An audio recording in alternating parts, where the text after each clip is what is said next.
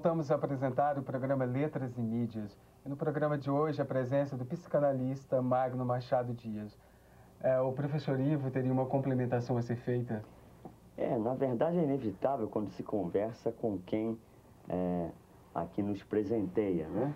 Que é o Magno. A cada resposta que ele dá é um outro laboratório de inquietações que vai... Então não tem fim. Mas digamos, para fechar um pouquinho o que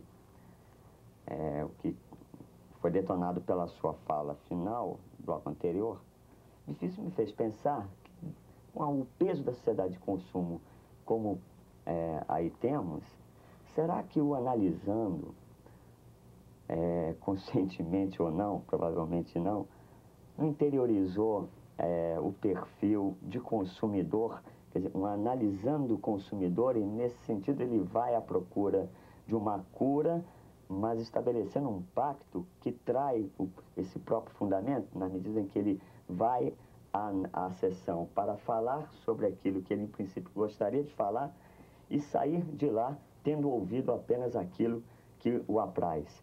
Será que esse fenômeno estaria ocorrendo ou não? É o mais frequente.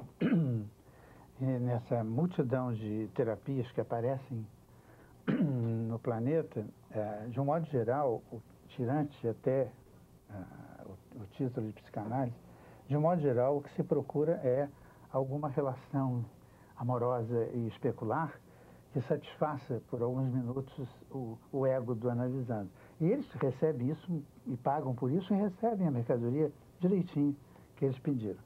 De modo geral, como eu disse, pedir uma análise já é um princípio de traição. A pessoa não quer efetivamente passar pelo que tem que passar. Isso então está obrigando ao surgimento de uma nova psicanálise? Para dar conta disso? Falamos disso daqui a pouco. Mas mesmo no campo do chamado psicanalítico, do dito psicanalítico, isso acontece com muita frequência, né?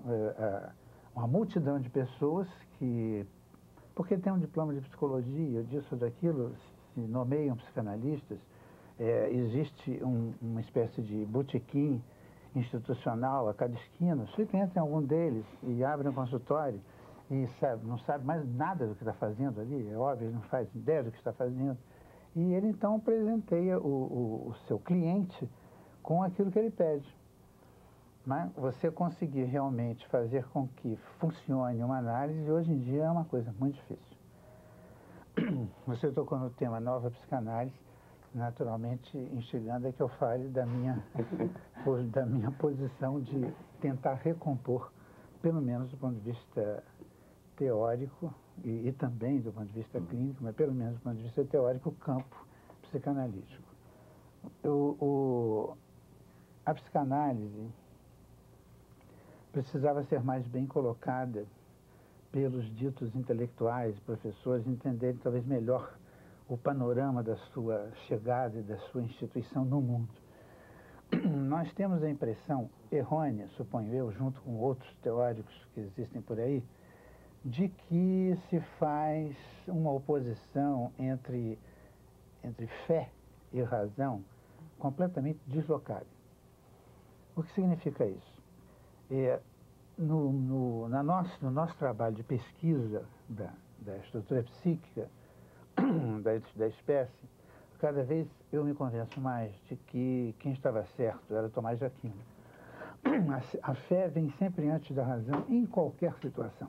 O que significa isso? No tempo em que a gente supunha que havia fundamentos, sejam eles religiosos, ou teológicos, ou de natureza racional, supostamente demonstrada, nesse tempo se supunha que havia uma distinção entre fé e razão apoiada na fundamentação racional de determinados encaminhamentos. Isso foi para o beleléu, como todo mundo sabe. A razão é uma coisa muito flu, ela tem sua função, mas ela precisa de um mínimo de aposta. Ou seja, antes ainda de ter razão, você precisa ter fé.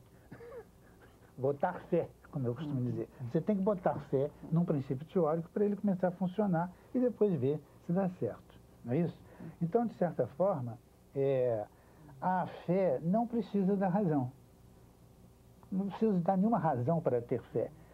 Só os ateus empedernidos, que geralmente são teólogos, querem demonstrar a existência de Deus. Ninguém precisa disso. Eu tenho fé ou não tenho. Não é isso?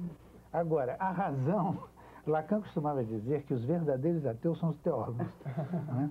A razão é outra história. Você pode montar um aparelho extremamente bem construído, do ponto de vista racional, etc., mas necessitar também de uma fé naquilo para começar a funcionar.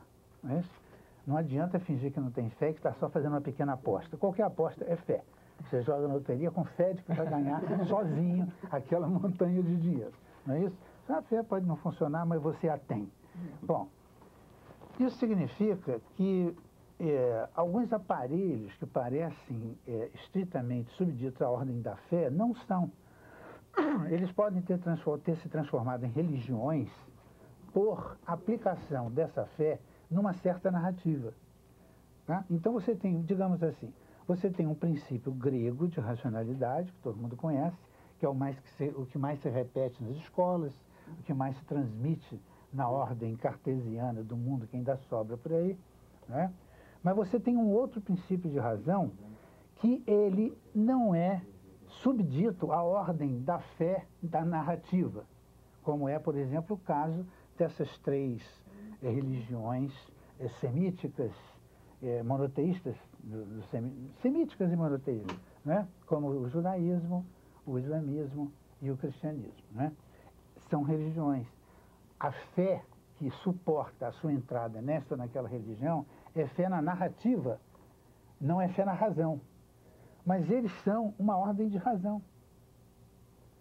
Este campo de cá, digamos, se esse daqui é grego, esse aqui é egípcio. Vamos chamar assim, não é? São duas ordens de razão diferentes. Essa daqui procura uma demonstração na multiplicidade. Essa aqui é a ordem da singularidade, né? Que foi capaz de inventar o chamado monoteísmo onde quer que ele apareça. É um passo gigantesco na história da humanidade, porque é a invenção da transcendência. Então isso é extremamente superior em nível racional às formações de crenças, etc., que havia anteriormente. Então isso é um pensamento racional de razão diferente da razão grega. Ora, a psicanálise no seu cerne, ela é da razão de cá. Ela é originada na razão da unicidade, na razão de lidar com esse aparelho transcendental e com o psiquismo funcionando sob a égide, digamos assim, digamos, monoteísmo, mas do pensamento singularista. É claro que tudo que apareceu deste lado, assim como, por exemplo, na Igreja Católica, né, na teologia cristã em geral, na católica em especial, dialogou com o lado de cá. Tentou fazer um lado reconhecer o outro. Como acontece, por exemplo, com toda a teologia da Igreja, quando entra Aristóteles, etc., etc., né? O nome da rosa, essas coisas. Né? Muito bem, a psicanálise começou aqui. Freud fazia o esforço de bancar o cientista, o filósofo, sei lá o que ele, no fundo, queria ser.